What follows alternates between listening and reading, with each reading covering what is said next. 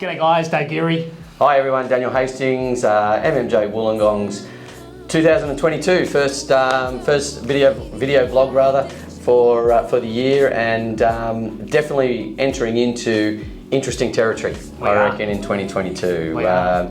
We'll quickly start with your stats, Dave. What have you noted in this short period so far for the new year? I've only got some basic stats for the beginning of this year, guys. So between December and January, I was just looking at the houses that have been sold in Wollongong Regional. In Wollongong Regional, the dearest house that was sold was out in Thurul, by the way, at $4.7 million. So there's still some big numbers coming out of those northern suburbs. Wollongong, we did also have a house go at $2.8 million as well, which is down on Coronel Street in Wollongong, which is the main artillery road, but still showing the strength. The market has been there in December, January still.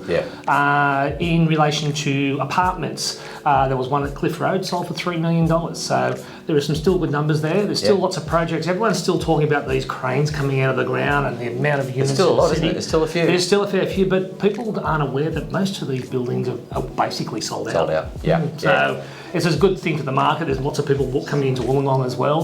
The lifestyle change, the beaches, you know, the mountains, the seas, all beautiful around here. So yeah, that's a good thing. But the market at the moment, we're just talking before we started the video, is we're a little bit unsure where it's going, aren't we, Dan? What's your thoughts there?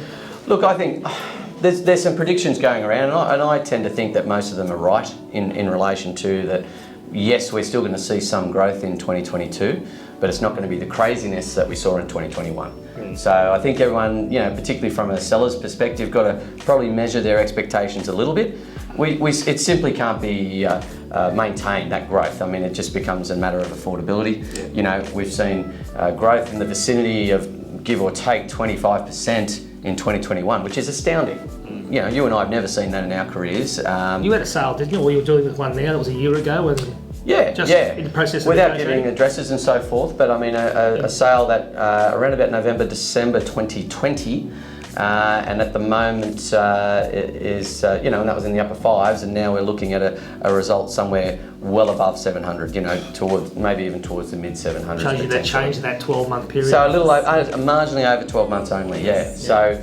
Absolutely. So, you know, that shows when you've got that same property basically in the same condition too, no major renovations or anything like that. Pretty remarkable stuff. Yeah, it is. And we've said this before too, real estate's obviously governed by social and political factors. There is always a conversation and a hesitation in the market about interest rates at the moment. And people are hesitating, but you've got to understand the banks already take this into account. They've every time they've got an approval, this is right, but about 3% they allow extra for the rates to go up, so people should be okay. And the forecast is that it won't be any more than that type of numbers. It might be 1% or whatever it will be. I'm not sure at the moment, but I think like a lot of those predictions that we were alluding to before are that 2021 will still see some growth, so it's still going to be, you know, on an upper trajectory. Maybe there's a correction next calendar year, 2023. But look, again, we always got to take these predictions with a grain of salt. I think we've said it on previous blogs.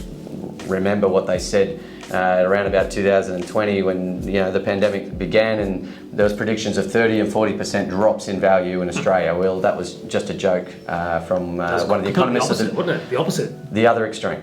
So, you know, let's, you know, while I think these predictions are probably a bit more measured, we've got to go with it and see how we fare, quite frankly. And I do believe real estate's a long-term thing. So you basically, if you look at real estate from all the years, eventually it always goes up. So I think, you know, these 12-month gains, they're one in a million stuff almost. So you've got to consider your longer term, probably minimum a decade or something like that, I think, to make you feel comfortable about your growth and your performance. All right, guys, I think that's a wrap. Happy New Year, everyone. All the best. We welcome your inquiries for the new year, and we're looking forward to a healthy 2022 for everyone. See you all.